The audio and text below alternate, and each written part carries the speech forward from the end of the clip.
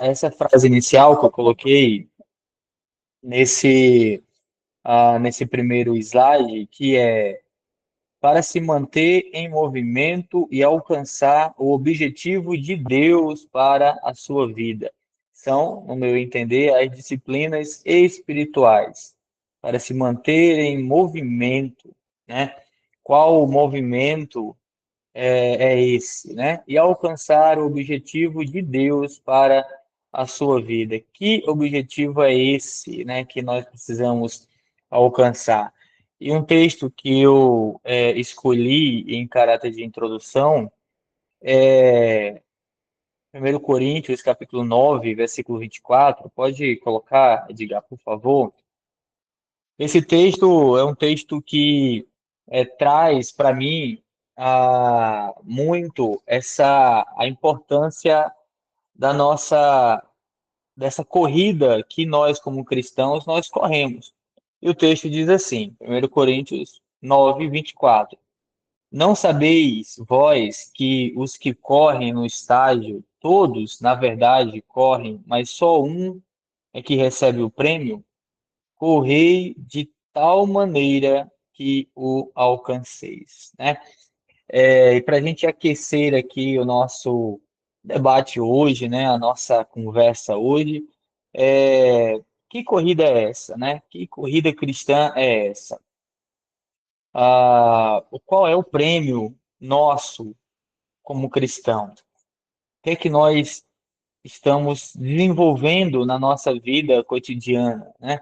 Quem nós somos? Para onde nós queremos chegar?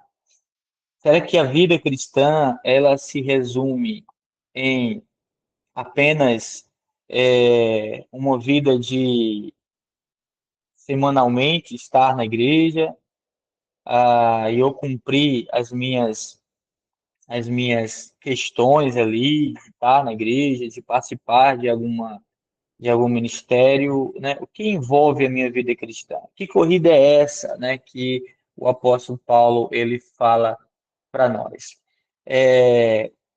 Para a gente entender um pouco esse texto, pode passar, Edgar, falar um pouquinho sobre essa carta de Corinto e sobre a cidade de Corinto, né? Sabemos que Paulo, ele inicia essa igreja ali com Priscila e Áquila, né? Pregando o evangelho ali naquela cidade. A gente sabe que a cidade de Corinto em si, foi uma cidade que foi difícil a plantação ali da igreja, houve algumas situações, não somente em Corinto, mas ao redor daquela cidade.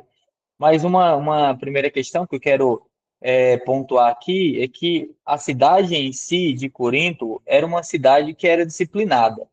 Por que era uma cidade que era disciplinada? Existia uma cultura, uma prática ali muito forte em relação à disciplina, a jogos em si, né?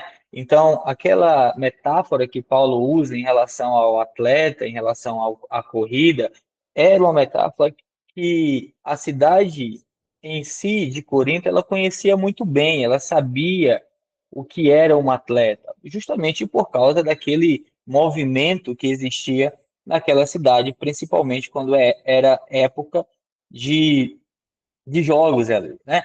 Entretanto, logo após, né, poucos anos após aquela igreja ela ser fundada ali naquela cidade, é uma igreja com vários problemas de disciplina. Ah, tinha problemas em relação à divisão, problemas doutrinários, problemas morais. É só a gente ler um pouco atento às cartas, a gente vai ver e vai conseguir pontuar isso aqui. Entretanto, esse capítulo 9 da primeira carta de Paulo aos Coríntios, a gente vê que Paulo está defendendo ali o seu ministério apostólico. E não somente isso, mas ele mostra ali que ele abre mão de direitos por amor ao evangelho, por amor à causa, por amor ali à sua pregação, à evangelização naquela cidade de Corinto. Ou seja, Paulo, ao falar sobre isso, ele está justamente pontuando ali de que essa vida cristã que podemos falar que é uma corrida, ela exige um empenho deliberado, ela exige renúncia, né? Que a vida cristã não é apenas uma corrida casual, é uma corrida que ela tem um alvo, ela aponta para uma direção. O texto em si, de 24 a 27, pode passar aí, Edgar, para mim, por favor. Eu quero também trazer aqui para os irmãos, que diz assim: todos os que competem nos jogos se submetem a um treinamento rigoroso para obter uma coroa que logo perece, mas nós o fazemos para ganhar uma coroa que dura para sempre. Sendo assim, não corro como quem corre sem alvo e não luto como quem esmurra o ar, mas esmurro o meu corpo e faço dele meu escravo, para que, depois de ter pregado aos outros, eu mesmo não venha a ser reprovado. Paulo fala nesse versículo 25 a respeito ali do domínio próprio, desse treinamento rigoroso ali que os atletas usavam justamente para ser atletas que sejam aprovados ali em suas competições. Ou seja, o atleta em si, ele abre mão de prazeres, das suas vontades, para conseguir chegar até o alvo. Qual era o prêmio? O prêmio para os atletas que Paulo fala era uma coroa que era é, corruptível, ou seja, que acabava, que logo se desfaleirava. Mas a coroa que nós corremos é uma coroa incorruptível. No versículo 26, ele fala e usa uma expressão, que é uma expressão forte, que corre não como alguém que esmurra o ar ou que golpeia o ar. Ou seja, Paulo faz uma ligação diretamente sobre essa questão da espiritualidade. A espiritualidade, ela não pode ser uma espiritualidade ou uma corrida sem direção, mas ela precisa ter um propósito, ela precisa ter um foco diante disso. É por isso que no versículo 27 ele diz: olha, eu esmurro o meu corpo. A caminhada é uma caminhada com seriedade, é uma caminhada com submissão ao senhorio de Cristo. E ele finaliza justamente dizendo isso, assim, que o temor dele era parecer desqualificado. O que é que eu quero trazer para vocês? Né? De que Paulo entendia, irmãos, de que a vida cristã, a corrida cristã, ela exigia renúncia. A disciplina era extremamente importante para a corrida em si. Nós vivemos em um tempo que existe uma falência espiritual. Podemos ver isso, né, na maneira como os cristãos ou os protestantes crescem. Vamos pegar aqui no Brasil, mas as coisas ruins continuam e cresce da mesma maneira, né? Tantas e tantas outras coisas. É corrupção, roubos, maldades, tantas e tantas coisas, né? Então, que crescimento de cristãos são esses? Né? É justamente essa questão da espiritualidade superficial.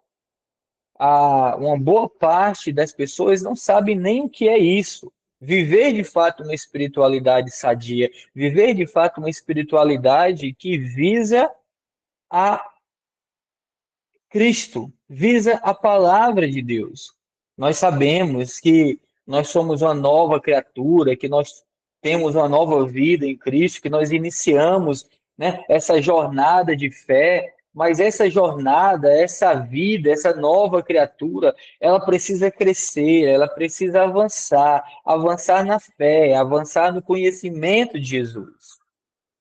Precisamos entender que Jesus não nos salvou apenas para meramente conhecer a palavra em si, mas muito mais para fazermos ou para sermos parecidos com Ele próprio. Os E ensinamento envolve justamente essa questão da disciplina, né? E eu quero trazer aqui, pode passar, Edgar. O que é disciplina? que é que nós podemos dizer, né, o que é disciplina? Então, disciplina refere-se ao autocontrole e à capacidade de seguir regras e metas. É um meio para conseguir os seus objetivos. Para toda formação, sejam elas acadêmicas, físicas, elas precisam se submeter à disciplina. Exemplo, na vida de atletas, como o próprio Paulo vai utilizar, eles precisam, para alcançar o melhor, para extrair o melhor deles ali na sua competição, na sua corrida, eles têm que passar por um processo rigoroso de disciplina. Não pode ser qualquer disciplina. Assim também, em qualquer tipo de formação, para você ser um médico, um advogado, um pastor, um professor, você precisa se submeter a um processo disciplinar. Não existe formação sem disciplina. Não existe formação sem disciplina. Então, a disciplina tem a ver com essas práticas constantes para uma determinada função. Por mais que envolva uma renúncia física, quando falamos de disciplina em relação a tantas e tantas outras situações, mas em nosso caso, na nossa corrida cristã, envolve a espiritualidade do indivíduo. E o que podemos falar sobre espiritualidade? Pode passar, Edgar. O que é, falamos disciplinas espirituais. O que é espirituais? O que é, espiritualidade. Então, espiritualidade refere-se muito mais do que a vida devocional. Deus nos fez a sua imagem e semelhança. A palavra diz que Deus ele é espírito.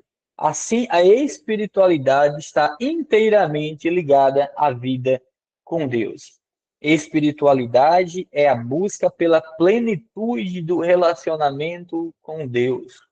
Tem um livro que é de Carlos Pezzini, né? Eu acho que muitas pessoas conhecem, que vai falar justamente sobre esse caminho da espiritualidade, onde ele diz justamente isso, que a espiritualidade ela é traduzida em ações no cotidiano, não é meramente uma espiritualidade de dentro de quatro paredes, dentro da igreja, dentro de casa, mas não, muito pelo contrário, ela é traduzida em ações lá fora, em ações no cotidiano, em situações no nosso dia a dia, mas também a espiritualidade, ela é sempre cristocêntrica.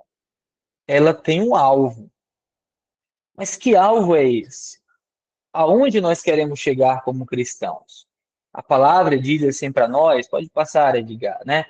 Efésios capítulo 1, capítulo 5, versículo 1, de que nós precisamos ser imitadores. O próprio Paulo também vai falar no capítulo 4, versículo 13, assim, até que todos cheguemos à unidade da fé e ao conhecimento do Filho de Deus, a varão perfeito, à medida da estatura completa de Cristo. Ele escreve também aos Romanos, capítulo 8, versículo 29, que o nosso objetivo, que é essa corrida, que é a nossa caminhada, é para que a gente fique conforme a imagem de seu filho. Então, nós temos um alvo. O alvo, ele é Cristo. Então, as disciplinas espirituais, elas nos ajudam a cada vez mais se tornar mais parecido com Cristo, que é o propósito de Deus para a nossa vida nesse reino aqui na Terra, parecidos com Jesus. Mas como podemos, né, nos tornar como Cristo em caráter e em poder e assim atingir de fato o nosso alvo? É através das disciplinas espirituais. Tem um texto que eu quero, pode passar, Edgar, que eu quero ler aqui para os irmãos, que é do livro O Espírito das Disciplinas, de Dallas Willard. Ele diz assim: minha afirmação central é que nós podemos ser como Cristo, seguindo no estilo geral e vida que ele escolheu para si. Se temos fé em Cristo, temos de crer que ele sabia como viver e que podemos, mediante a fé e a graça, nos tornar como ele.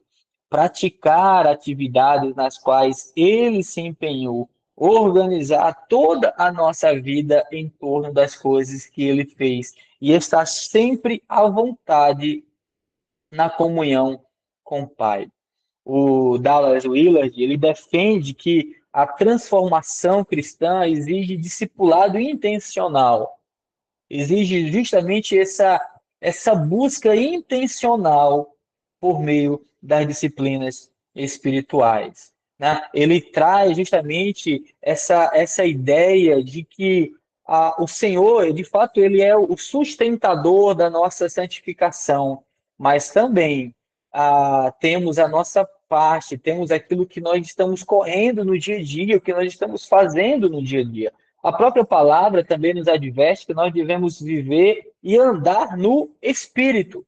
Andar no Espírito é o que a palavra nos exorta. E andar em Espírito é, de fato, andar ali no centro da vontade de Deus, que é boa, que é perfeita e que é agradável. Quando falamos, né, sobre a prática das disciplinas, nós, muitas vezes, é fácil falar sobre isso. Muitas vezes é, é, é fácil para quem fala, mas quando a gente coloca em prática de fato, a gente vai ver, a gente vai conseguir pontuar diversos problemas que a gente tem. Um deles, queridos, é a nossa agenda. A nossa agenda, ela está tão lotada com tantas e tantas outras coisas que a gente não tem tempo de exercer as disciplinas espirituais. Por mais que entendemos também que aonde nós estamos, no trabalho, né, na vivência familiar, nós precisamos também exercer a nossa espiritualidade intencional. Mas a nossa agenda está tão corrida que a gente não tem tempo para as coisas mais básicas da vida cristã, para a oração, para o estudo, para a meditação, para o jejum, né, para a comunhão. A gente não tem mais tempo para isso. E muitas vezes a gente culpa isso. É o trabalho, não tem um tempo para frequentar um grupo pequeno, não tem um tempo para ir num culto de oração, não tem um tempo para ir no estudo bíblico da palavra, por causa da nossa agenda. Mas, como falamos no início, a disciplina, ela exige renúncia. Ela exige, de fato, disciplina. Tá? Tem uma frase de Donald Whitney, né, do livro Disciplinas Espirituais para a Vida Cristã, que ele diz assim: disciplina é uma daquelas coisas que parecem maravilhosas no papel. A ideia de progredir, especialmente na área de seu relacionamento com Deus, é altamente motivadora. O problema é que aplicar a disciplina é difícil. Envolve esforço, a disciplina nunca parece que se encaixa naturalmente numa agenda. Não parece, não parece. Precisamos renunciar, precisamos exercer, praticar as disciplinas espirituais, né? Willard, né, Dallas Willard, ele, em seu livro, ele separa as disciplinas espirituais em dois blocos. Pode passar, Edgar. Ele diz, né, separa no primeiro bloco disciplina da abstinência e um segundo bloco disciplina do engajamento. Em relação às disciplinas da abstinência, né, o que é abstinência? Né? É uma renúncia voluntária, é uma ação de abster. Né? Você está trabalhando ali o domínio próprio. E qual ele usa aqui como disciplinas da abstinência? Né? Silêncio, né, ou solitude, né, solidão, jejum, simplicidade, submissão, ou seja, todas elas que exigem um abster da nossa parte, uma renúncia propriamente dita da nossa parte. Aí ele coloca outras ali como disciplinas do engajamento. Daqui a pouquinho eu vou estar falando sobre cada uma delas, tá? Eu estou passando aqui por cima um pouco. As disciplinas do engajamento, né? Aí ele diz a oração, o estudo, a adoração, o serviço, a confissão, a comunhão. Ou seja, essas disciplinas do engajamento, elas alimentam a vida no reino, alimentam ali, de fato, a nossa caminhada, a nossa corrida nesse reino de Deus, que é iniciado, né? Eu quero fazer aqui uma reflexão antes de entrar propriamente dito em algumas disciplinas, né? Primeiro, estamos praticando-as. Essas que são disciplinas tão simples para a nossa vida, será que ao praticar as disciplinas nessa corrida, eu tenho me estruturado a minha vida para o reino de Deus? Será que meus hábitos, de fato, eles refletem ali a eternidade? Será que eu tenho sido apenas formado, informado, né, de tantas e tantas informações, ou eu tenho sido de fato formado como um atleta de Cristo? Outro livro, que é um livro mais básico, o mais conhecido, é o livro de Richard Foster, né? Pode passar, Edgar.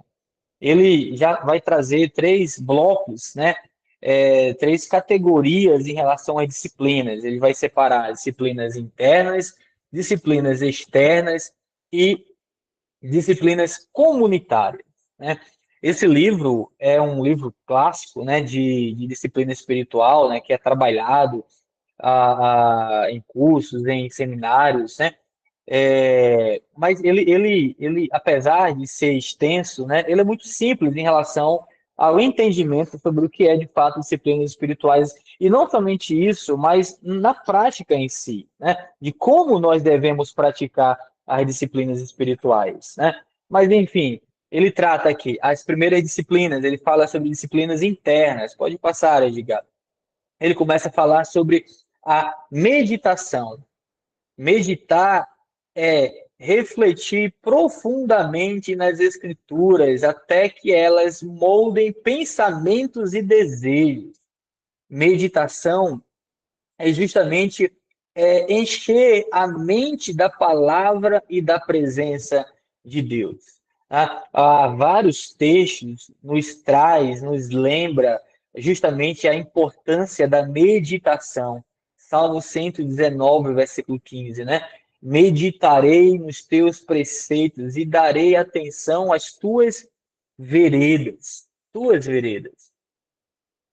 Salmo 119, 23 diz assim: mesmo que os poderosos se reúnam para conspirar contra mim, ainda assim o teu servo meditará nos teus decretos. Josué 1,8 diz: não deixe de falar as palavras desse livro da lei e de meditar nelas de dia e de noite. A meditação, queridos, tem como objetivo internalizar a verdade. A meditação, ela move a verdade, a informação na cabeça para o coração. Existe vários meios que a gente pode meditar, escolher um local adequado, um horário adequado, um tempo que você possa de fato ser um tempo exclusivo para a meditação. Mas ele diz outra aqui, né? A oração é outra disciplina interna aqui, né? Oração é mais do que pedir coisas, né? Oração é relacionamento, se relacionar com Deus. O Ministério Nacional de Oração tem trabalhado muito com isso, né? E a gente pode ver, né, como a gente tem sido informado e formados através da oração. Como é importante e necessário esse movimento da oração. Como tem sido importante esse movimento da oração na nossa Igreja Presbiteriana Independente do Brasil. E assim a gente precisa ainda mais investir na oração na nossa comunidade, tá? Então, a oração ela tem como objetivo a comunhão e dependência de Deus. É orar até que a gente venha a ser transformado cada vez mais. Não mudar ou moldar as situações lá fora, mas muitas vezes a oração ela tem como objetivo moldar a nossa vida, transformar a nossa vida. Também diversos textos, inclusive o próprio Jesus nos ensina a orar. A orar. Mateus 6, 9, né? A oração do Pai Nosso. Inclusive, foi Ontem a presbítera Maria Jacira trouxe isso para nós, né? Precisamos muitas vezes chegar para Jesus e dizer, Senhor, ensina-nos a orar. A oração está lá, a oração do Pai Nosso. Mas outra disciplina interna é o jejum. O jejum revela o que nos controla. O jejum não é para manipular Deus, é para disciplinar o eu. Diversos textos a gente vê o próprio Jesus praticando o jejum. Talvez hoje exista ainda uma grande barreira para nós, como presbiterianos, reformados, né? Achar que o jejum é coisa de pentecostal, né? E não é, irmãos, isso. Não pode ser isso. A gente precisa praticar isso, tá? É uma disciplina espiritual. Existem vários meios, né, que a gente pode fazer isso. E outra, o jejum como disciplina espiritual não é para colocar Deus na parede, para que a gente possa determinar algo para Deus fazer na nossa vida. Não. Muito pelo contrário. Jejum é renúncia. Jejum é se colocar diante de Deus e pedir a sua vontade na nossa vida, na nossa igreja. Aí a pergunta é: eu tenho jejuado para que eu possa estreitar a minha relação com Deus? Tem um texto lá em Atos, capítulo 13, versículos 22 e 3, ali, né? Que diz assim: enquanto adoravam o Senhor e jejuavam, isso está falando da igreja de Antioquia, depois de um tempo de oração, de adoração e de jejum, disse o Espírito para aquela igreja: separem-me Barnabé e Saulo para a obra a que os tenho chamado. Assim, aí depois de jejuar e orar, também impuseram as mãos e os enviaram. A igreja de Antioquia, uma igreja missionária, né, quando a gente olha justamente para a formação daquela igreja, era uma igreja que antes de enviar os seus obreiros para os campos, eles oravam, adoravam e jejuavam, né? Será que falta isso para a nossa igreja, para a nossa comunidade, para a sua vida, meu irmão e minha irmã?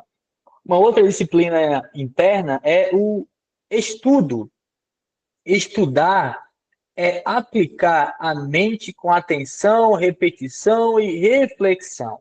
Estudar a palavra não é uma leitura superficial, mas é um estudo profundo. É aonde nós buscamos, nós cavamos ali na palavra de Deus as verdades que Deus quer falar ao nosso coração, que Deus está falando. Então, estudar ali é uma outra coisa que a gente vê a escritura como prioridade no tempo ali no início da igreja primitiva. Lembra quando Paulo estava pregando ali, está registrado em Atos, capítulo 17, versículo 11, lá, e Paulo pregando e os bereanos olhando se de fato aquilo que Paulo estava pregando estava de acordo com as escrituras sagradas. Olha como isso é importante para hoje, para os tempos atuais. Por que é importante para hoje, para os tempos atuais? Hoje nós temos um leque de informações. O que a gente qualquer assunto que a gente quiser ouvir, a gente tem diversas pregações, é no YouTube, é no Instagram, é Facebook, é em tantas e tantas plataformas, mas a pergunta que não quer calar é: nós estamos analisando para ver se o que estão falando é de fato a palavra de Deus? Muitas vezes a gente dá tão importância a outros pregadores, mas analise, busque na palavra. Fique com informação, não estou dizendo aqui que é equivocado você fazer isso, mas busque na palavra, irmãos. Busque na palavra se aquilo de fato que você está vendo ou ouvindo está na palavra de Deus. Seja como os bereanos. Isso tem a ver com essa disciplina espiritual, com estudo, estudar a palavra, mergulhar a palavra de Deus. Logo, no Antigo Testamento, Deus fala através do profeta Oséias, está lá registrado Oséias 4:6. Meu povo foi destruído por falta de conhecimento, falta de palavra de Deus, tá? Também temos as disciplinas externas. Pode passar, Edgar. Aí. As disciplinas externas, né? Ele começa falando aqui sobre a simplicidade, né? É uma disciplina que traz justamente algo importante também para os dias atuais hoje, né? O que é simplicidade? Simplicidade tem a ver com o desapegar das coisas materiais e confiar ainda mais na provisão de Deus. Confiar ainda mais em que Deus é um Deus que não somente te abençoa com amor, com a graça, com perdão, com misericórdia, mas também com provisão. Confiar em Deus é justamente a importância de praticarmos a disciplina espiritual da simplicidade. A simplicidade tem a ver com renúncia. Se de fato nós queremos conhecer mais Deus intimamente, a gente precisa andar pelo caminho da renúncia. A gente não pode ser ansioso com as coisas materiais, sabe, com ter cada vez mais. Nós não podemos ficar extremamente preocupados com as situações. Precisamos de descansar. Como a oração do Pai Nosso nos ensina, dá-nos o pão de cada dia, o pão de hoje, de agora. O amanhã pertence a Deus. Ah, pastor, você está falando que eu não preciso me planejar, trabalhar? Não estou falando isso. Eu estou falando que precisamos confiar mais em Deus e deixar de confiar em mim mesmo, e deixar de confiar nas minhas próprias forças, deixar de confiar no meu próprio intelecto, é confiar mais em Deus. Isso é exercer a disciplina da simplicidade, tá? Ah, Filipenses 2:5 diz assim: seja a atitude de vocês a mesma de Cristo Jesus, que, embora sendo Deus, não considerou que o ser igual a Deus era algo que devia pegar-se, mas esvaziou de si mesmo, servo, vindo a ser servo, tornando-se semelhante aos homens. Tá? Um outro texto importante também em relação à disciplina da simplicidade é o que Pedro escreve na sua primeira carta, no capítulo 3, versículo 3. A beleza de vocês não deve estar nos enfeites exteriores, como cabelos trançados e joias de ouro ou roupas finas. Ao contrário, esteja no seu interior e não se parece, que não se perece. Beleza demonstrada num espírito dócil e tranquilo é o de grande valor para, para Deus, tá? Outra disciplina externa é a solitude. Solitude não é isolamento, não é se isolar ali do mundo e de todos. Não, mas é uma separação intencional para ouvir Deus. Quantas vezes a gente vê, inclusive eu vou estar mostrando no final um texto bíblico da vida de Jesus, quantas vezes a gente vê Jesus ele saindo para ficar sozinho, sozinho, intencional para ouvir Deus, para estar com Deus. Assim é também na nossa caminhada. A gente precisa, muitas vezes, deixar a multidão para trás, abaixar um pouquinho o volume do mundo, o ruído que existe aí fora, e aumentar o volume da voz de Deus para a nossa vida, para a nossa caminhada. A solitude nos ajuda, irmãos, a deixar de ouvir outras vozes e ouvir apenas a voz do bom pastor. Outras vozes estão ali no volume máximo lá fora. E a gente precisa tomar cuidado com isso. Precisamos ouvir a voz do bom pastor. A solitude nos ajuda a isso. A solitude nos ajuda a silenciar o barulho do mundo, o barulho do ruído lá fora, né? Os ruídos lá fora. Mas também tem outra disciplina externa, que é a submissão. Submissão bíblica não tem a ver com opressão. Submissão é um espírito ensinável. Submissão quebra o orgulho, quebra o ego. Submissão entende que todos nós somos sacerdotes. Todos nós podemos aconselhar através da palavra de Deus uns aos outros. Submissão é entender que Deus fala com aquele que tem 50 anos de igreja, mas com aquele que iniciou a sua vida cristã agora. É, lá em Efésios capítulo 5, versículo 21, Paulo diz assim: sujeitem-se uns aos outros por temor a Cristo. Submissão tem a ver com se esvaziar de nós mesmos e ser preenchido com Deus, com o Senhor. Serviço é uma outra situação também importante, né? Mas é o servir no anonimato. E servir no anonimato combate de verdade o desejo de ser reconhecido. Nós servimos não para alguém falar o nosso nome. A disciplina do serviço não tem a ver com reconhecimento. Já dizia, né? O pessoal que fala assim, para ser reconhecido, aonde é o lugar para ser reconhecido é no IML, né? Para você reconhecer lá. Na, na, na igreja, nós não devemos aspirar a isso, o reconhecimento. Nós devemos sim buscar a servir, a adorar, a exaltar ao Senhor, ao servir naquilo que o Senhor coloca em nosso coração, mas sem precisar ir à praça pública para falar para todo mundo que eu estou servindo, sem precisar querer aparecer para todos, mas é o servir com honestidade, sem orgulho.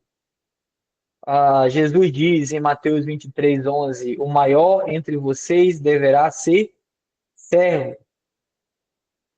Romanos capítulo 12, versículo 10 diz assim: dediquem-se uns aos outros com amor fraternal, prefiram dar honra aos outros mais do que a vocês.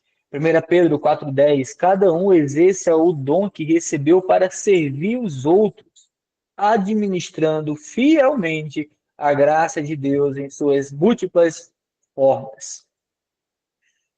Por fim, as disciplinas comunitárias, né?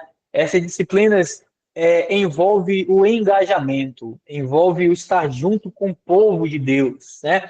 Ele começa a trazer aqui a simplicidade, quer dizer, tá aqui, a confissão. A confissão é algo também importante e interessante para nós hoje, né? Confessar pecados a irmãos maduros traz cura e traz libertação.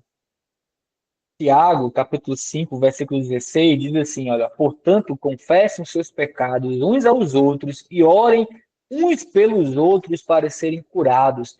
A oração de um justo é poderosa e eficaz. A confissão, ela muitas vezes é entendida erroneamente quando nós olhamos apenas ali e é motivo de muita, às vezes, queixa nossa, preconceito nosso. Quando nós olhamos, por exemplo, a Igreja Católica Apostólica Romana tendo aquele espaço para confessar um padre, a gente olha, não, isso é coisa de Igreja Católica. Não é coisa de Igreja Católica, irmãos. Isso é coisa bíblica, confessar os pecados uns aos outros.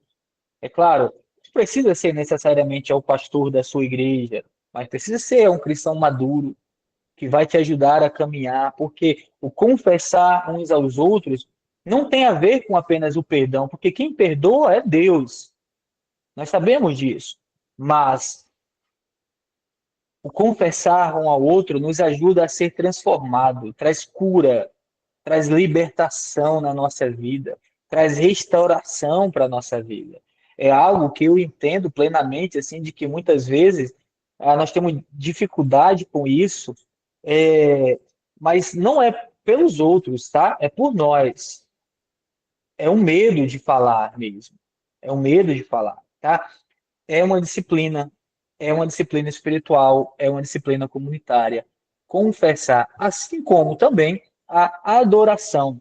Nós sabemos, e nós falamos isso quando nós estamos juntos, né, que todos nós estamos chamados a adorar ao Senhor. Entretanto, a adoração, ela é a resposta à revelação de Deus. Ela não é centrada no homem, em ministérios, em grupos, mas a adoração ela precisa ser centrada na glória. Ela precisa, como nós falamos no início, uma espiritualidade cristocêntrica. A adoração, ela precisa ser cristocêntrica. E é isso em caráter de urgência para a nossa vida, para as nossas igrejas, né?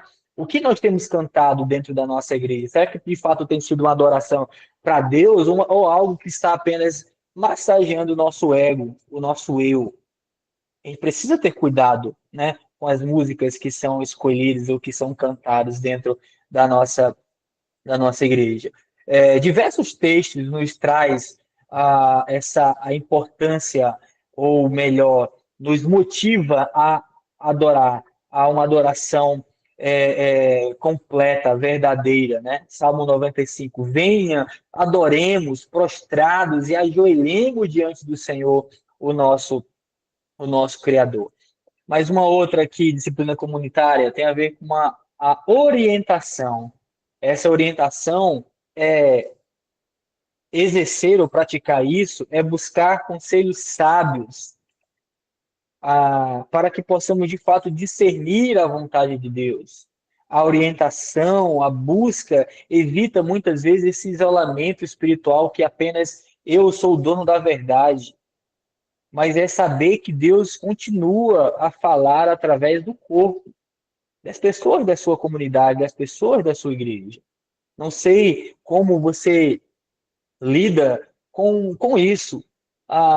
Tem situações na sua vida que você precisa de conselhos. E quem você está pedindo esses conselhos? E, por fim, a celebração. Celebrar é ter uma vida de alegria. Executar a disciplina da celebração é ter uma vida de contentamento. Celebrar é combater o legalismo, combater a tristeza.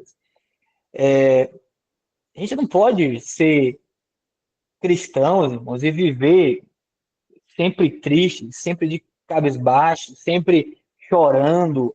Nós não podemos, nós somos um povo que fomos escolhidos pelo Senhor, geração eleita. Lembra que Pedro diz do povo, um povo que foi separado, exclusivo por Deus. Nós somos um povo que Deus nos amou de tal maneira que entregou o seu Filho para morrer por nós. E por que nós vivemos tristes, chorando?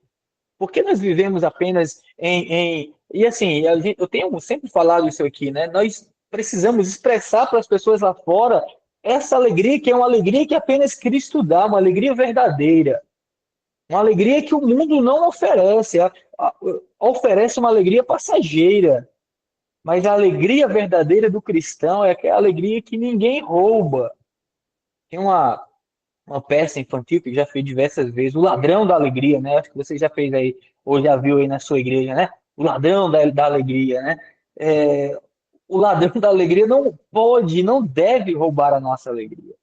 A nossa alegria é uma alegria que ela é fundamentada, ela é enraizada, alicerçada na palavra de Deus em Cristo Jesus. E isso, amados, ninguém, absolutamente ninguém, pode roubar. Tá? Eu quero finalizar aqui com outro texto bíblico. Pode passar, Edgar, por favor. Está lá em Marcos, capítulo 1, versículo 29 ao 39. É um texto que, agora, entendendo o que é disciplinas, entendendo a, a prática, a execução das disciplinas, eu quero ler esse texto e você poder ver aí de quantas vezes Jesus, na sua caminhada, e Jesus que é alguém que a sua agenda sempre foi lotada, sempre foi cheia, mas é claro, na agenda de Jesus existia, ou melhor, ele praticava as disciplinas espirituais.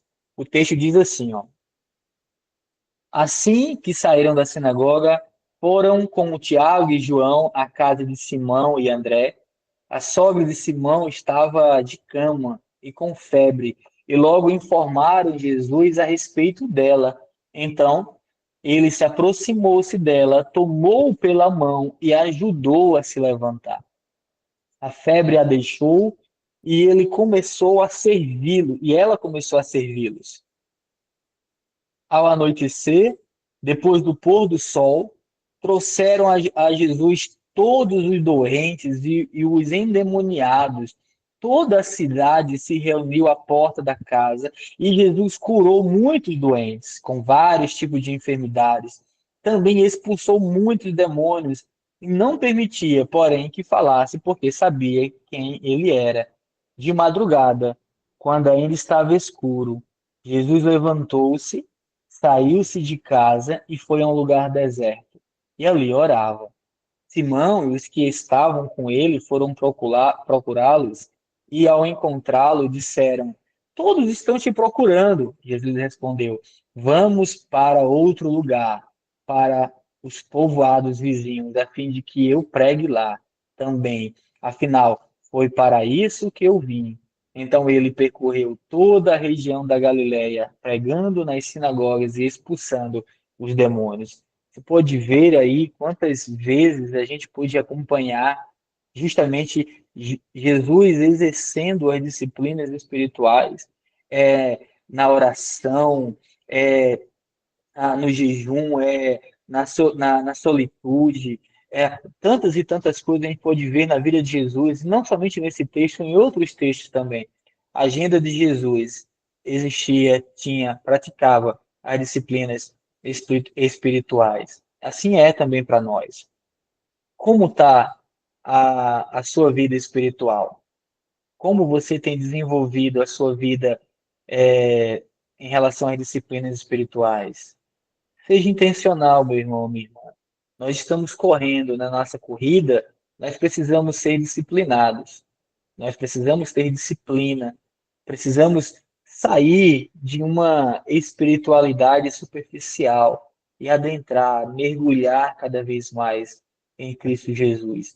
E podemos fazer isso através das disciplinas espirituais. Meu desafio para você é que você possa pegar uma ou duas disciplinas internas, externas, né, comunitárias, e começar intencionalmente a executar isso, a buscar entender um pouquinho mais. Aqui nós não temos tempo para aprofundar cada uma delas, mas busque isso. Algo que vai te ajudar, esses livros me ajudaram aqui a conhecer um pouco mais sobre disciplinas espirituais, né? A trazer para vocês todo esse conteúdo. Outros livros também, pode passar, Edgar. São dois livros e dois autores que nós conhecemos também, que traz também, fala sobre espiritualidade, sobre oração, sobre o jejum, né? Sobre como nós podemos desenvolver a nossa vida espiritual. Amém?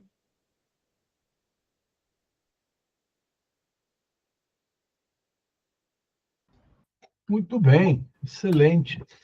Olha, reverendo Luciel Dias, nós já queremos aqui em público, né, deixar claro nosso interesse em que esses dois encontros de hoje de manhã e de agora, eles representam o início de uma parceria, porque nós precisamos de parceiros como você, que de forma graciosa, né, sacrificam a sua agenda para estar aqui compartilhando esse material de forma muito positiva, né? Eu me senti muito inspirado pelo conteúdo do que você trouxe, né? Agora vou ter que enfrentar o problema com a minha biblioteca, porque eu estou lutando aqui para diminuir o número de livros, né? Há uma quantidade de livros que você tem, mas não mexe neles e a vida vai passando. E eu tenho uma luta aqui, parece que o negócio multiplica. Mas pelo visto não, com certeza, esses livros aí eu tenho que dar um jeito de arrumar. Então, temos que continuar crescendo. Você falou hoje de manhã que participou de um congresso de jovens, 2, 3 dias, sobre esse tema, disciplinas espirituais. Nós temos que voltar a fazer isso, mesmo que à custa de abrir mão do lado presencial, né? Porque, infelizmente, as agendas estão sempre muito ocupadas e os deslocamentos custam cada vez mais caros, né? Como Verdade. disse, a questão logística. Então, eu quero agradecer muito aqui, em nome de todo o conselho, de todo o pessoal envolvido com a escola de oração. É, Aí, ó, a Maria Jacira Pereira, a presbítera da IPI Foz do Iguaçu, onde ele está, diz: eu posso garantir que a agenda dele está, né? E eu tenho certeza que, precisando, nós já saberemos onde buscar tempo seu. Nós vamos conversar com a presbítera e falar, olha, você corta 2 reuniões com ele, e aí o tempo você doa para a escola de oração, que vai multiplicar mais e mais, né? E, então, é isso. Eu vou passar a palavra para o reverendo Rui, né? Que a gente não quer, não queremos prolongar, porque as pessoas, todas com as suas agendas, a começar por você, numa quinta-feira, né? Os compromissos vão só ampliando, né? Quando se trata de igreja. Não é verdade, reverendo Rui?